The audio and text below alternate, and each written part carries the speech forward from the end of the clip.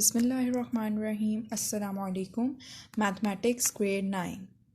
Students, today we are going to discuss the multiplication of matrices.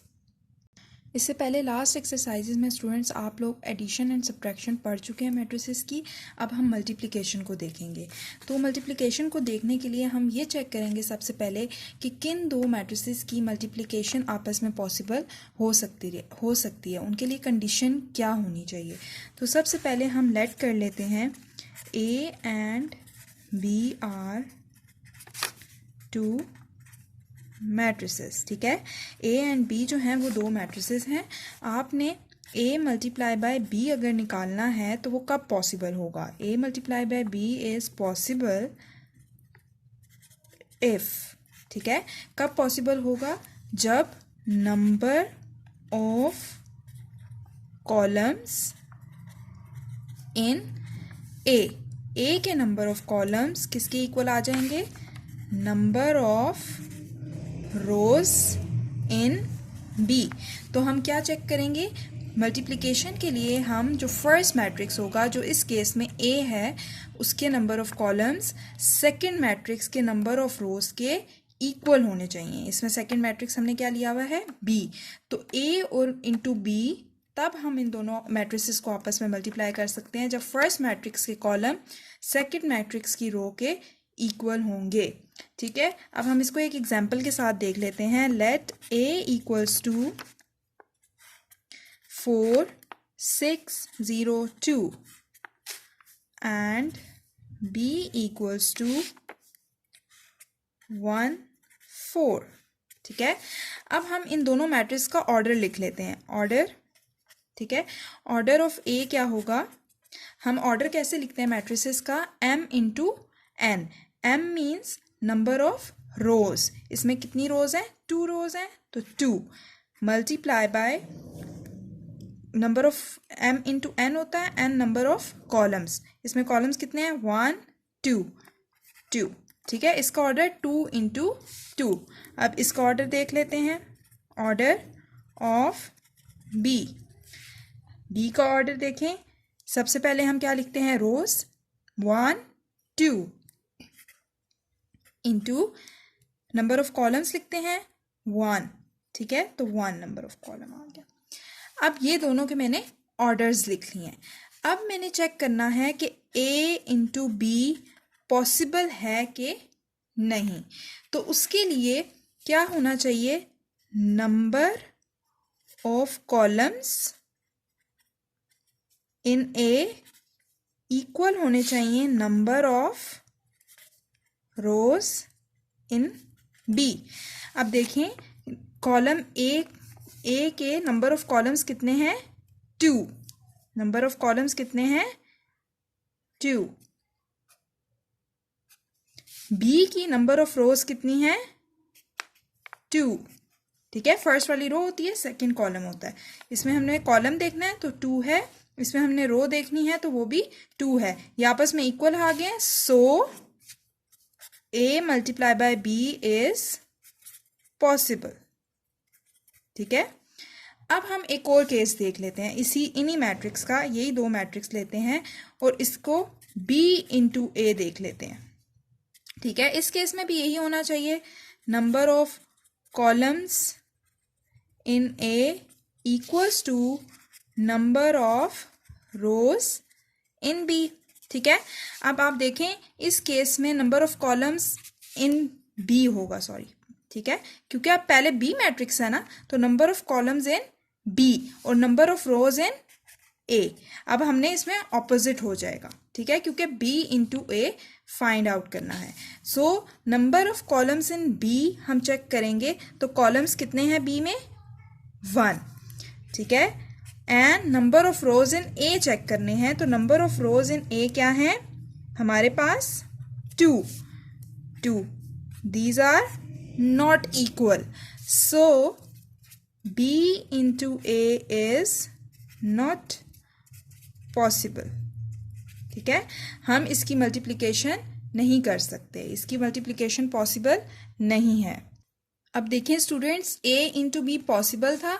अब हम a और b matrices इधर दोबारा लिख लेते हैं, वही 4 6 0 2 थी, और b मैट्रिक्स हमारे पास 1 4 थी। ठीक है, और हमने देख लिया कि इसका a इंटू बी जो है वो पॉसिबल है। अब a इंटू बी होगा कैसे? ठीक है, अब जब हम मल्टीप्लाई करेंगे तो सबसे पहले इसकी रो ले लेंगे, इसका कॉलम ले लेंगे। 4 मल्टीप्लाई बाय फर्स्ट एलिमेंट, इसके फर्स्ट कॉलम के एलिमेंट से मल्टीप्लाई होगा, देन बीच में एडिशन का साइन आएगा, एंड 0 इंटू 4, 0 इंटू 4।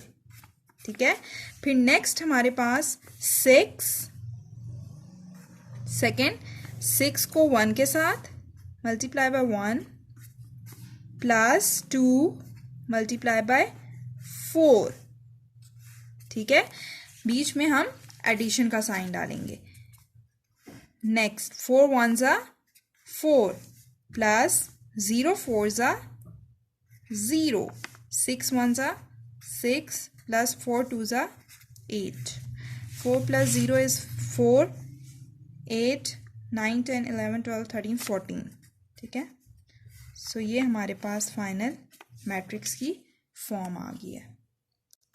नेक्स्ट हम एक और एग्जांपल इसकी सॉल्व कर लेते हैं। a equals to 1 2 3 -3 and b equals to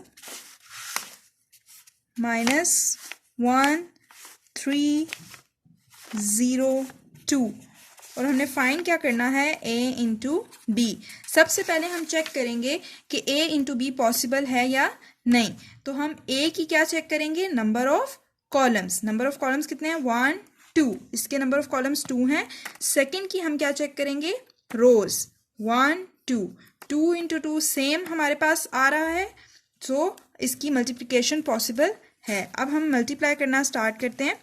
मैंने आपको बताया फर्स्ट की रो लेंगे 1 मल्टीप्लाई बाय -1 प्लस 3, इसके कॉलम के सेकंड टर्म के साथ मल्टीप्लाई करेंगे, मल्टीप्लाई बाय 3। फिर नेक्स्ट हमारे पास 2 मल्टीप्लाई बाय -1, फिर नेक्स्ट वैल्यू -3 मल्टीप्लाई बाय 3। सो हमने पहले इसकी रो लेनी है, इन दोनों टर्म्स को इसके कॉलम के साथ मल्टीप्लाई करना है, बीच में एडिशन आएगी। ठीक है, जैसे 1 -1 3 इंटू 3, और बीच में एडिशन आई है। इसी तरह सेकंड लेंगे हम इसका रो, और सेकंड रो को इसके फर्स्ट कॉलम से ही मल्टीप्लाई करेंगे, 2 मल्टीप्लाई बाय -1 और -3 मल्टीप्लाई बाय 3। फिर नेक्स्ट साइड पे हम इसका फर्स्ट रो लेंगे और इसका सेकेंड कॉलम लेंगे, 1 multiply by 0 plus 3 multiply by 2। ठीक है, 1 मल्टीप्लाई बाय 0 3 मल्टीप्लाई बाय 2। इसी तरह सेकेंड हम 2 multiply by 0 plus -3 multiply by 2। ठीक है, फिर हमने इसके फर्स्ट कॉलम को पहले फर्स्ट रो को सेकेंड कॉलम के साथ करना है, फिर सेकेंड रो को सेकेंड कॉलम के साथ करना है। फिर हमारे पास प्लस माइनस -1 प्लस 3 3 ज़ा 9 प्लस माइनस माइनस 2 1 ज़ा 2 plus minus minus minus plus minus 3 3 ज़ा 9। ठीक है, 1 0 ज़ा 0 3 2 ज़ा 6 2 0 ज़ा 0 प्लस माइनस माइनस 3 2 ज़ा 6 plus minus minus sign of bigger value plus आएगा 8 आ जाएगा, माइनस माइनस प्लस लेकिन साइन बिगर वैल्यू माइनस आ जाएगा, 9 और 10 11 6 आएगा और इधर -6 हमारे पास आ जाएगा। ठीक है, तो ये हमारे पास इसका सोल्यूशन आ गया है। फिर स्टूडेंट्स नेक्स्ट देखें, एसोसिएटिव लॉ अंडर मल्टीप्लिकेशन दिया हुआ है। ठीक है, a इंटू बी, फिर ब्रैकेट c है, a और बी सी, इसमें सिर्फ ब्रैकेट्स चेंज होती हैं। एसोसिएटिव लॉ में जैसे हमारे पास सेट्स में हमने एसोसिएटिव डिस्ट्रीब्यूटिव कम्युलेटिव पढ़े थे, इसमें भी वैसे ही हैं। ठीक है, तो फर्स्ट इन्होंने एसोसिएटिव लॉ दिया हुआ है। एसोसिएट में हम क्या करते हैं, ब्रैकेट्स की पोजीशनिंग चेंज करते हैं।